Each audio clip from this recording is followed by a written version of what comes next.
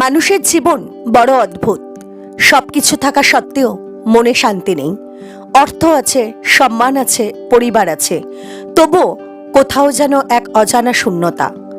রাতে ঘুমোতে যাওয়ার সময় মনে প্রশ্ন আসে, আমি কেন বাঁচছি? এই জীবনটা কি শুধু খাওয়া দাওয়া, কাজ আর ক্লান্তি? মৃত্যুর পরে কি আছে? এই দুঃখ, এই ভয়, এই অনিশ্চয়তার শেষ কোথায়? এই প্রশ্নগুলো আজকের নয়, এই প্রশ্নগুলো হাজার হাজার বছর আগেও মানুষের মনে উঠেছিল।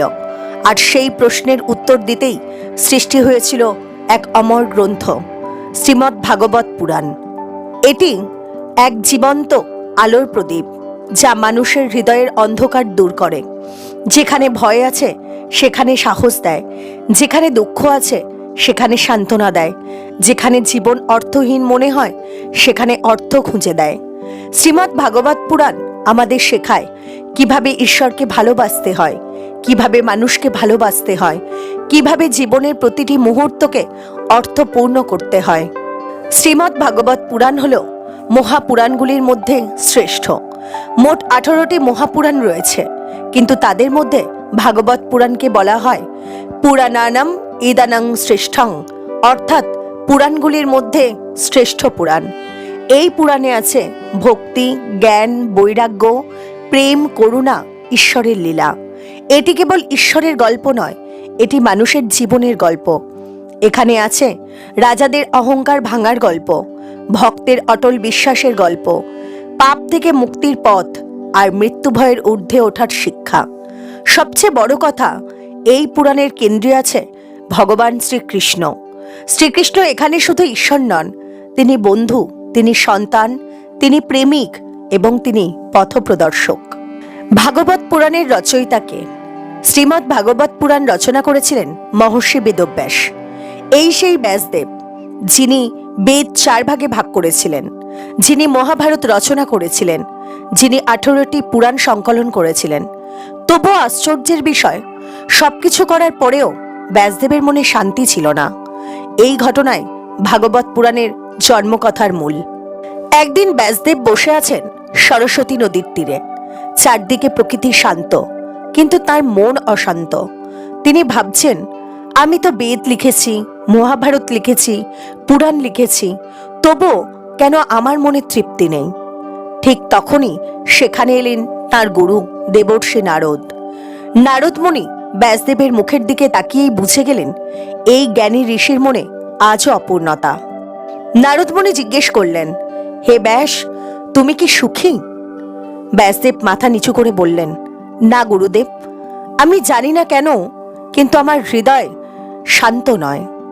তখন নারদ মুনি বললেন, কারণ তুমি ঈশ্বরের নির্মল ভক্তির কথা সম্পূর্ণভাবে বলনি। এই কথাটাই ইতিহাস বদলে দিল। নারদ মুনি ব্যাসদেবকে বোঝালেন, জ্ঞান থাকলেই শান্তি আসে না, কর্ম থাকলেই মুক্তি আসে না। যতক্ষণ না ঈশ্বরের প্রতি নিঃস্বার্থ প্রেম জন্মায়, ততক্ষণ হৃদয় পূর্ণ হয় না। নারদ মুনি বললেন, হে ব্যাস, তুমি শ্রীকৃষ্ণের লীলা, তাঁর প্রেম, তাঁর করুণা, এই সব কথা পৃথিবীকে শোনাও। ভাগবত পুরাণের আসল উদ্দেশ্য? শ্রীমদ্ ভাগবত পুরাণের উদ্দেশ্য একটাই, মানুষকে ঈশ্বরের সঙ্গে যুক্ত করা।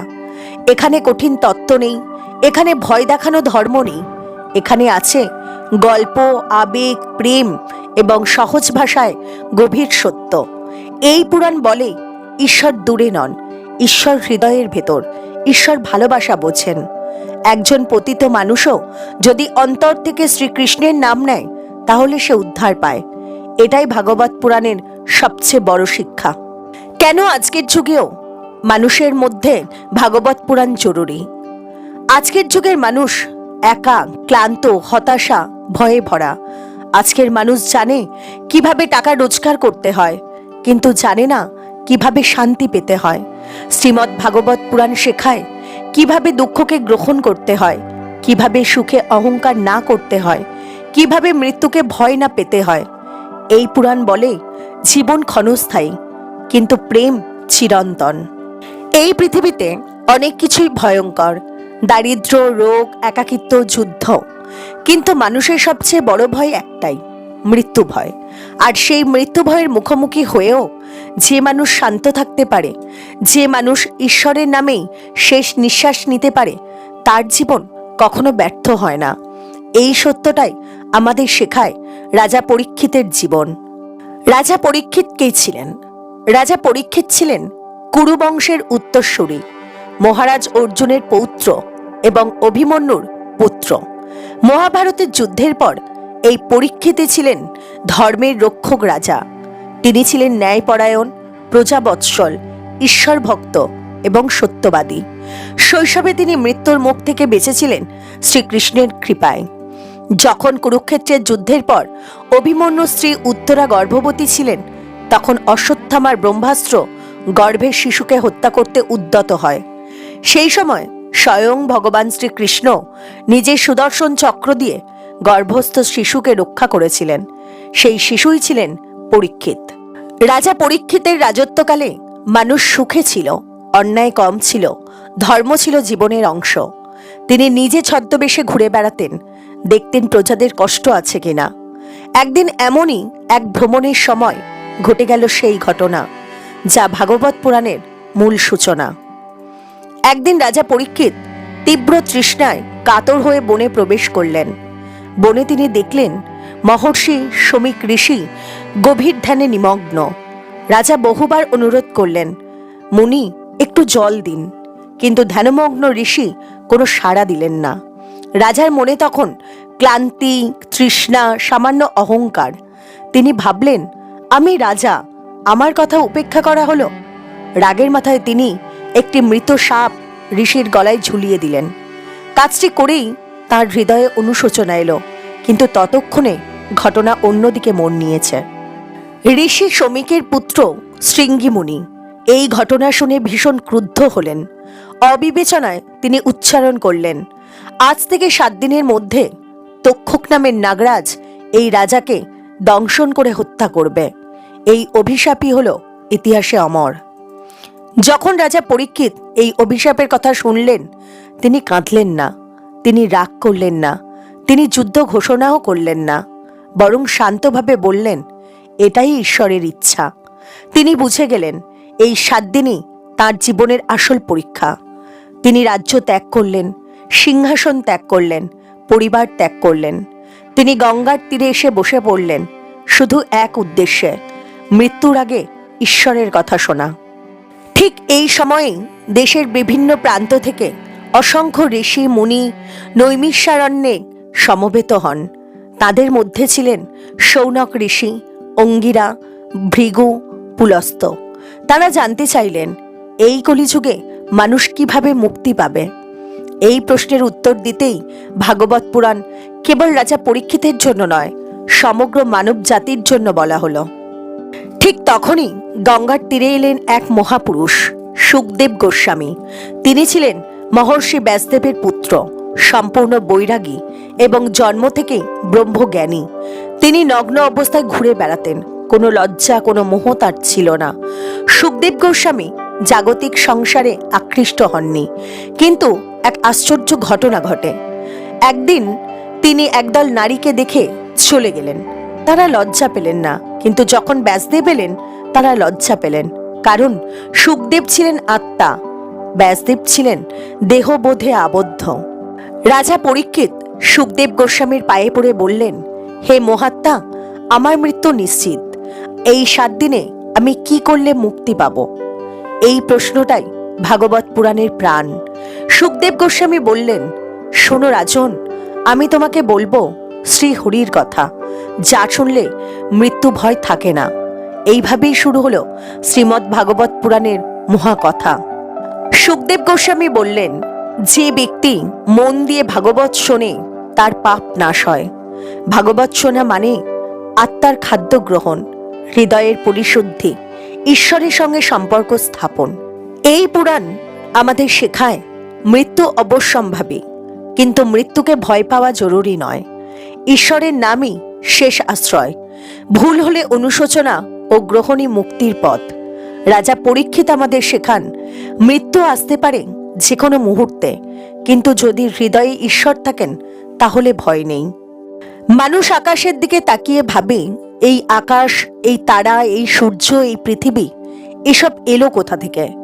বিজ্ঞান প্রশ্ন করে, ধর্ম অনুভব করে, শ্রীমদ্ ভাগবত পুরাণ প্রশ্নের উত্তর দেয়, কিন্তু ভয়ের মাধ্যমে নয়, ভালোবাসার মাধ্যমে। এবার আমরা জানব সৃষ্টি কিভাবে শুরু হলো, ঈশ্বর কে, মানুষ কেন জন্মায়, আর জীবনের আসল উদ্দেশ্য কি। সুখদেব গোস্বামী রাজা পরীক্ষিতকে বললেন, এই সৃষ্টির আগে ছিল না আকাশ, আলো, সময়, মৃত্যু, ছিল একটাই সত্তা, শ্রীনারায়ণ। তিনি অনন্ত, তিনি নিরাকার, তিনি নির্গুণ, তবু তিনি প্রেমময়। তিনি নিজেই নিজের মধ্যে লীন ছিলেন। এই অবস্থাকেই বলা হয় যোগ নিদ্রা। যখন সৃষ্টির সময় এলো, তখন শ্রীনারায়ণ মহাবিষ্ণু রূপে প্রকাশ পেলেন। তার নিঃশ্বাসের জন্ম নিল অগণিত ব্রহ্মাণ্ড। প্রত্যেক ব্রহ্মাণ্ডে প্রবেশ করলেন তিনি, গর্ভদোকসায়ী বিষ্ণু। তার নাভি থেকে জন্ম নিল ব্রহ্মা। ব্রহ্মা চারদিকে তাকিয়ে কিছুই দেখতে পেলেন না, চারদিকে শুধু অন্ধকার আর জল। তিনি ভাবলেন, আমি কে, আমি কোথা থেকে এলাম? এই প্রশ্নই মানুষেরও প্রশ্ন। ব্রহ্মা বহু বছর তপস্যা করলেন। তখন আকাশবাণী হলো, তপ। তপস্যার পর শ্রীনারায়ণ নিজেকে প্রকাশ করলেন। ব্রহ্মা দেখলেন শ্রীনারায়ণ চার হাতে শঙ্খ, চক্র, গদা, পদ্ম। তার মুখে মৃদু হাসি, চোখে অসীম করুণা। নারায়ণ বললেন, হে ব্রহ্মা, তুমি আমার দ্বারা সৃষ্টি, আর তোমার দ্বারাই সৃষ্টি চলবে। এইভাবেই শুরু হলো সৃষ্টি, স্থিতি ও লয়। শ্রীমদ্ ভাগবত পুরাণ বলে, এই জগৎ তিন গুণে বাঁধা, সত্যগুণ পবিত্রতা, জ্ঞান, রজগুণ কর্ম, কামনা, তমগুণ অজ্ঞান, অলসতা। মানুষ এই তিন গুণের খেলায় জন্ম থেকে মৃত্যু পর্যন্ত ঘোরে, কিন্তু ভাগবত বলে, তিন গুণের ঊর্ধ্বে উঠতে পারলেই মুক্তি। এই দেহ নশ্বর, এই দেহ বদলায়, কিন্তু আত্মা চিরন্তন। ভাগবত বলে, মানুষ দেহ নয়, মানুষ আত্মা। যেমন মানুষ পুরনো পোশাক ছেড়ে নতুন পোশাক পরে, তেমনি আত্মাও দেহ বদলায়। এই জ্ঞানই মানুষকে ভয়মুক্ত করে। মানুষ যা করে, ভালো বা মন্দ, তাকে তার ফল ভোগ করতেই হয়, এটাই কর্মফল। ভাগবত পুরাণ বলে, কেউ পালাতে পারে না, কিন্তু ভক্তি দিয়ে কর্মফল কাটানো যায়। যে ঈশ্বরের নাম নেয়, তার পাপ দগ্ধ হয়। ভাগবত পুরাণে বলা হয়েছে, এই যুগে মুক্তির সবচেয়ে সহজ পথ হল ভক্তিযোগ। ভক্তি মানে হৃদয়ের প্রেম, অহংকার ত্যাগ, সম্পূর্ণ আত্মসমর্পণ। ভাগবত বলে, শুধু জ্ঞান কঠিন, শুধু কর্ম ক্লান্তিকর, কিন্তু ভক্তি সহজ। নারদমুনি বলেন, যেখানে কৃষ্ণ কথা হয়, সেখানেই বৈকুণ্ঠ। কৃষ্ণের নামেই পাপ নাশ হয়, দুঃখ লাঘব হয়, ভয় দূর হয়। এই নামই কলিযুগের ত্রাণ। ভাগবত পুরাণ আমাদের শেখায়, ঈশ্বরই সৃষ্টির মূল, আত্মা অমর, কর্মফল অবশ্যম্ভাবী, ভক্তি মুক্তির পথ। জীবন প্রশ্ন নয়, জীবন এক লীলা। মানুষ কেন দুঃখ পায়? মানুষ বারবার প্রশ্ন করে, আমি ভালো হতে চাই, তবু দুঃখ কেন আসে? আমি ঈশ্বরকে মানি, তবু কষ্ট যায় না কেন? শ্রীমদ্ ভাগবত পুরাণ বলে, দুঃখ ঈশ্বরের শাস্তি নয়, দুঃখ আমাদের অজ্ঞানতার ফল। এই অজ্ঞান দূর করতেই ভগবান নিজে জন্ম নেন। কর্দম মুনি ছিলেন এক মহা তপস্বী। তিনি কঠোর তপস্যায় সিদ্ধি লাভ করেছিলেন। স্বয়ং ব্রহ্মা এসে তাকে বললেন, হে মুনি, তোমার বিবাহ হবে দেবাহুতির সঙ্গে। দেবাহুতি ছিলেন স্বয়ম্ভু মনুর কন্যা, রাজকন্যা, বিলাসে বড় হওয়া রাজকন্যা। কিন্তু বিবাহের পর তিনি তপস্বীর সংসারে এলেন। ধীরে ধীরে রাজকন্যা দেবাহুতি সংসারের ক্লান্তিতে জর্জরিত হলেন। একদিন দেবাহুতি প্রশ্ন করলেন, প্রভু, এই সংসার আমাকে ক্লান্ত করে দিচ্ছে, আমার আত্মার শান্তি চাই। এই প্রশ্নই ছিল মুক্তির বীজ। কর্দম মুনি বললেন, যিনি তোমাকে মুক্ত করবেন, তিনি শীঘ্রই জন্ম নেবেন। কর্দম মুনি ও দেবাহুতির গর্ভে জন্ম নিলেন ভগবান কপিল। তিনি ছিলেন বিষ্ণুর অবতার, সাংখ্য দর্শনের প্রবর্তক, জ্ঞান ও ভক্তির সমন্বয়। শৈশবেই তিনি ছিলেন জ্ঞানী। দেবাহুতি কপিল দেবকে জিজ্ঞেস করলেন, হে প্রভু, এই দুঃখের শেষ কোথায়? কপিল দেব বললেন, মা, দুঃখের কারণ তুমি দেহকে আত্মা ভেবেছ। কপিলদেব শিক্ষা দিলেন, প্রকৃতি অর্থাৎ দেহ ও জগৎ, পুরুষ অর্থাৎ আত্মা। যতদিন আত্মা নিজেকে দেহ ভাববে ততদিন দুঃখ থাকবে। কপিলদেব বললেন, আমি, আমার, এই দুটো শব্দই হলো বন্ধন। অহংকার ভাঙলেই মুক্তি পাওয়া যায়। কপিলদেব বললেন, জ্ঞান যদি ভক্তিহীন হয় তা অহংকার বাড়ায়, ভক্তি জ্ঞানকে পবিত্র করে। এই শিক্ষায় দেবাহুতির হৃদয় শুদ্ধ হল, তিনি ঈশ্বরের ধ্যানে লীন হলেন, অবশেষে মুক্তি লাভ হল। কপিলদেব সংসার ত্যাগ করে শিক্ষা প্রচারে বেরিয়ে পড়লেন। তাঁর শিক্ষা আজও প্রাসঙ্গিক। ভগবত পুরাণ বলে, দুঃখ অজ্ঞান থেকে আসে, আত্মা ও দেহ আলাদা, অহংকার হলো বন্ধন, ভক্তি ছাড়া জ্ঞান অসম্পূর্ণ। জ্ঞান আলো দেয়, ভক্তি উষ্ণতা দেয়। হিরণ্যকশিপু ছিলেন এক মহাশক্তিশালী অসুর, তপস্যা বলে অজেয়, অহংকারে অন্ধ। তিনি কঠোর তপস্যা করে ব্রহ্মার কাছ থেকে বর পেলেন। দিনে নয়, রাতে নয়, ঘরে নয়, বাইরে নয়, মানুষে নয়, পশুতে নয়, অস্ত্রে নয়, শস্ত্রে নয়। এই বর পেয়ে তিনি নিজেকে ঈশ্বর ভাবতে শুরু করলেন। তিনি ঘোষণা করলেন, আমি ঈশ্বর, আমার নামেই পূজা হবে। এই হিরণ্যকশিপুর ঘরেই জন্ম নিল প্রহ্লাদ। শৈশব থেকেই প্রহ্লাদের মুখে শ্রী হরির নাম। তার মা কায়াধু গর্ভবতী অবস্থায় নারদ মুনির আশ্রমে ছিলেন। সেখানেই প্রহ্লাদ গর্ভেই ভাগবত শুনেছিলেন। একদিন হিরণ্যকশিপু প্রহ্লাদকে জিজ্ঞেস করলেন, তুমি কি শিখছ? প্রহ্লাদ শান্তভাবে বলল, আমি শিখছি ভগবানের ভক্তি। এই কথা শুনে হিরণ্যকশিপু রাগে আগুন। হিরণ্যকশিপু প্রহ্লাদকে পাহাড় থেকে ফেলে দিল, বিষ খাওয়ালো, আগুনে পোড়ালো, সাপের মাঝে ফেলল। কিন্তু প্রতিবারই শ্রী হরি প্রহ্লাদকে রক্ষা করলেন। প্রহ্লাদের মুখে একটাই কথা, নারায়ণ সর্বত্র। একদিন হিরণ্যকশিপু চিৎকার করে বললেন, তোর ঈশ্বর কি এই স্তম্ভে আছে? প্রহ্লাদ শান্তভাবে বলল, হ্যাঁ পিতা, তিনি সর্বত্র আছেন। হিরণ্যকশিপু স্তম্ভে আঘাত করলেন। এক ভয়ঙ্কর শব্দ, হরি হরি। স্তম্ভ ভেঙে বেরিয়ে এলেন নৃসিংহদেব। না মানুষ, না পশু, না দিন, না রাত, না ঘর, না বাইরে। ব্রহ্মার বর অক্ষুণ্ণ রেখে নৃসিংহদেব হিরণ্যকশিপুকে বধ করলেন। নৃসিংহদেব ক্রুদ্ধ, সমস্ত দেবতাও ভীত, কেউ এগোতে সাহস পেল না। তখন এগিয়ে এলো শিশু প্রহ্লাদ। প্রহ্লাদের কোমল স্পর্শে নৃসিংহদেব শান্ত হলেন। ভক্তির শক্তি এভাবেই ক্রোধকেও শান্ত করে। নৃসিংহদেব প্রহ্লাদকে বললেন, বর চাও। প্রহ্লাদ বলল, প্রভু, আমার পিতাকে ক্ষমা করুন আর আমাকে আপনার ভক্তি দিন। এই প্রার্থনায় ভাগবত পুরাণের হৃদয়। প্রহ্লাদ আমাদের শেখায়, ভক্তি মানে ভয় নয়, ভক্তি মানে লোভ নয়, ভক্তি মানে নিঃস্বার্থ প্রেম। ভগবান শক্তির কাছে নয়, ভক্তির কাছে পরাজিত হন। আজকের যুগেও অন্যায় বাড়ে, অহংকার বাড়ে, ভয় বাড়ে, কিন্তু প্রহ্লাদ শেখায়, পরিস্থিতি নয়, বিশ্বাসী আসল। ভাগবত পুরাণ বলে, অহংকার পতনের কারণ, ভক্তি অমর, ঈশ্বর সর্বত্র। শিশু ভক্তের শক্তি অপরিসীম। যেখানে ভক্তি আছে সেখানে ভগবান আছেন। যখন পৃথিবী কাঁদে তখন ভগবান অবতীর্ণ হন। এই পৃথিবীতে এমন সময় আসে যখন অন্যায় এত বেড়ে যায় যে আকাশ বাতাস পর্যন্ত ভারী হয়ে ওঠে। ধর্ম তখন দুর্বল, অধর্ম তখন শক্তিশালী। মানুষ তখন প্রশ্ন করে, ভগবান কি আমাদের কথা শোনেন না? শ্রীমদ্ ভাগবত পুরাণ শান্তভাবে উত্তর দেয়, যখনই পৃথিবী কাঁদে ভগবান তখনই জন্ম নেন।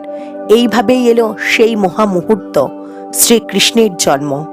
মথুরার রাজা কংস, তিনি ছিলেন নিষ্ঠুর, ক্ষমতালোভী, ভয়ঙ্কর অত্যাচারী। এক ভবিষ্যৎবাণী তার জীবন বদলে দেয়। দেবকীর অষ্টম সন্তান তোমার মৃত্যুর কারণ হবে। ভয়ে উন্মাদ হয়ে কংস নিজের বোন দেবকী ও জামাতা বাসুদেবকে কারাগারে বন্দী করলেন। এক এক করে দেবকীর সন্তানদের হত্যা করলেন। কারাগারের অন্ধকারে দেবকী ও বসুদেব শুধু একটা আশা নিয়েই বেঁচেছিলেন, ভগবানের কৃপা। অষ্টম গর্ভে স্বয়ং ভগবান এলেন। শ্রাবণ মাসের কৃষ্ণপক্ষ, মধ্যরাত, চারিদিকে ঝড়, বজ্র, অন্ধকার। ঠিক সেই সময় ভগবান শ্রীকৃষ্ণ জন্ম নিলেন। কারাগারের শিকল ভেঙে গেল, দরজা নিজে থেকেই খুলে গেল। ভগবান চার হাতে দর্শন দিলেন, শঙ্খ, চক্র, গদা, পদ্ম। তারপর বললেন, বসুদেব, আমাকে গোকুলে নিয়ে যাও। বসুদেব শিশুকে নিয়ে যমুনা পার হতে লাগলেন। যমুনা শান্ত হয়ে গেল। শেষনাগ ছাতা ধরলেন। এই যাত্রা ছিল অন্ধকার থেকে আলোর পথে। গোকুলে নন্দ ও যশোদার ঘরে এক কন্যার জন্ম হয়েছিল। বসুদেব শিশুকে রেখে কন্যাকে নিয়ে ফিরলেন। কংস সেই কন্যাকে হত্যা করতে গেলে সে আকাশে উঠে বলল, তোমারে বধিবে যে গোকুলে বাড়িছে সে।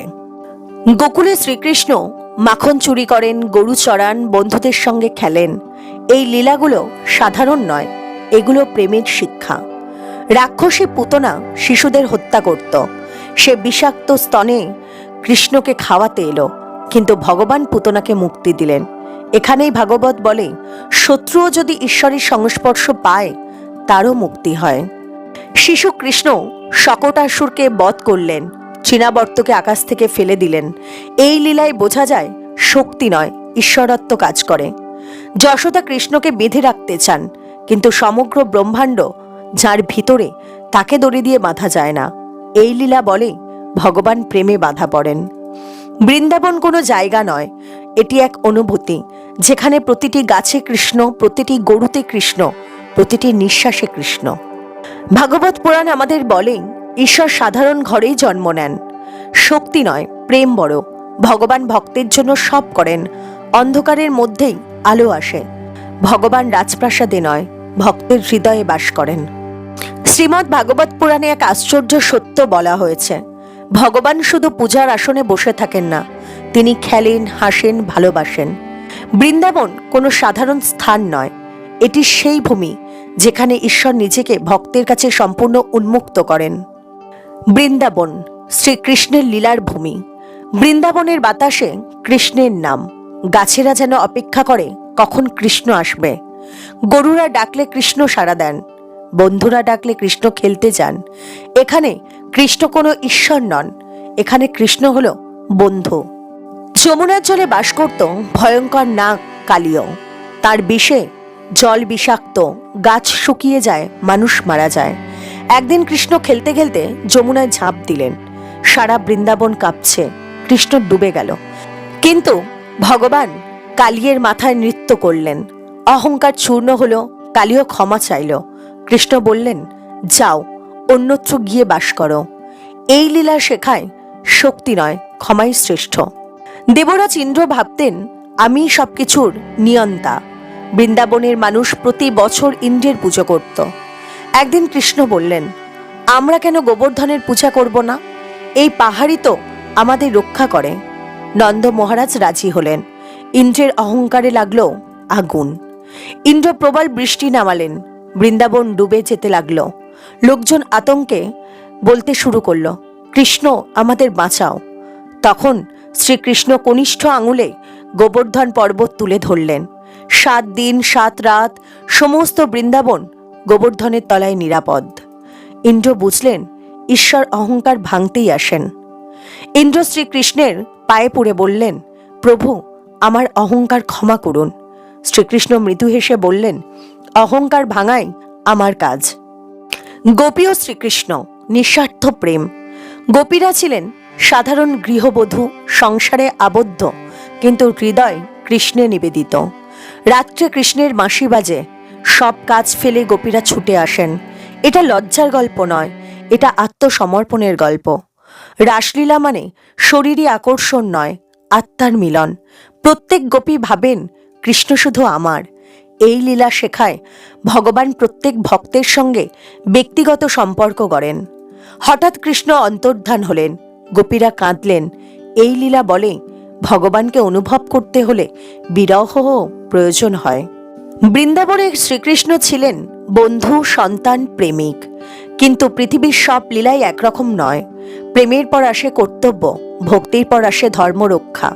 শ্রীমদ্ ভাগবত পুরাণ বলে, যিনি প্রেম শিখিয়েছেন তিনিই অন্যায় ধ্বংস করবেন। এবার আমরা দেখব বৃন্দাবন ত্যাগের বেদনা, কংসের পতন, রাজা কৃষ্ণের আবির্ভাব, দ্বারকার মহিমা। কৃষ্ণ যখন মথুরা যাবেন, বৃন্দাবন স্তব্ধ, গোপীরা কাঁদছেন, যশোদা নির্বাক, নন্দ মহারাজ চোখের জল লুকোচ্ছেন।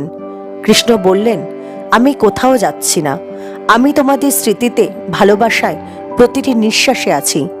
ভাগবত বলে বিরহ ভক্তির অংশ। মথুরা ছিল বিলাসে ভরা, ভয়ে আচ্ছন্ন, কংসের অত্যাচারে জর্জরিত। শ্রীকৃষ্ণ ও বলরাম মথুরায় প্রবেশ করলেন।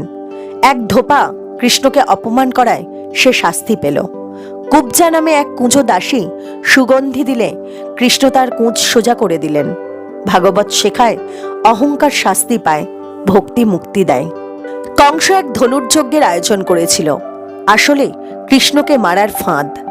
কৃষ্ণ সহজেই ধনুক ভেঙে দিলেন। কংসের সভায় মল্লযোদ্ধা চানুর ও মুস্তিক কৃষ্ণ বলরামের সঙ্গে যুদ্ধ করল। অল্প সময়ে অধর্ম পরাজিত হল। কৃষ্ণ সিংহাসনে উঠে কংসকে ধরে ফেললেন। এক মুহূর্তে কংস বধ হল, মথুরার মানুষ মুক্ত হল। কৃষ্ণ ও বলরাম গুরুকুলে গিয়ে শিক্ষা নিলেন। গুরুদক্ষিণায় গুরুর মৃত পুত্রকে ফিরিয়ে দিলেন। ভাগবত বলে ভগবানও গুরুর কাছে শিষ্য। জরাসন্ধের আক্রমণে মথুরা নিরাপদ ছিল না। কৃষ্ণ সমুদ্রের মাঝে এক অলৌকিক নগরী গড়লেন, দ্বারকা। সোনালী প্রাসাদ, ধর্মময় রাজ্য, এখানে কৃষ্ণ রাজা। দ্বারকায় শ্রীকৃষ্ণ ছিলেন ন্যায়পরায়ণ, করুণাময়, প্রজাবৎসল রাজা। তাঁর রাজত্বে ধর্ম ছিল শাসনের ভিত্তি। জরাসন্ধ বহুবার আক্রমণ করেও পরাজিত হন। কৃষ্ণ অহংকার নয়, কৌশলে যুদ্ধ জিতলেন। ভাগবত শেখায় ধর্মরক্ষা মানে অকারণ হিংসা নয়। ভাগবত পুরাণ বলে প্রেম ও কর্তব্য আলাদা নয়, অধর্মের শেষ অবশ্যম্ভাবী।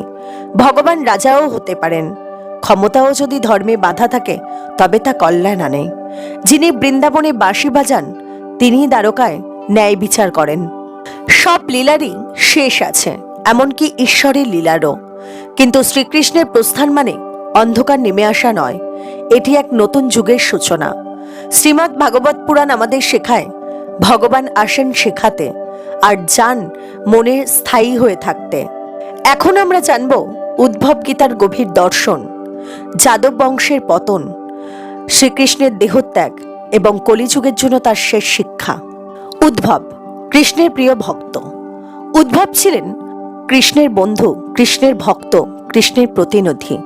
তিনি জ্ঞানী ছিলেন, কিন্তু হৃদয়ে ছিল গভীর ভক্তি।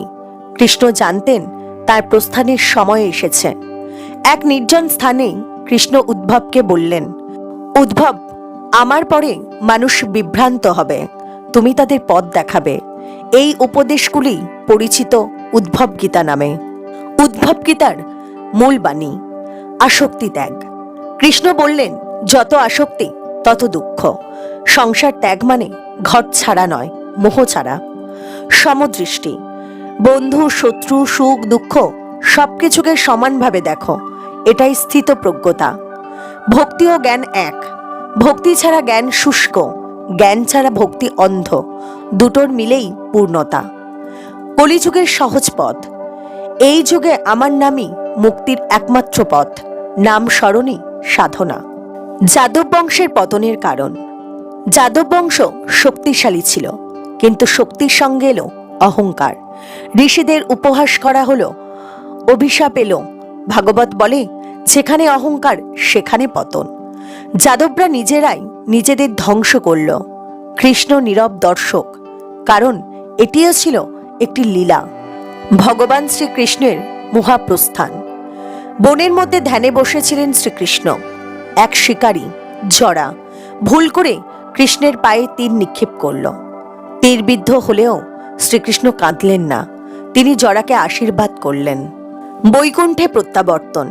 শ্রীকৃষ্ণ দেহত্যাগ করলেন, লীলা সমাপ্ত হল। কিন্তু কৃষ্ণ গেলেন না, তিনি রয়ে গেলেন ভাগবতে, ভক্তির মধ্যে, নামের মধ্যে। এই মুহূর্ত থেকেই কলিযুগের সূচনা হল। কলিযুগের জন্য ভগবান শ্রীকৃষ্ণের শেষ শিক্ষা।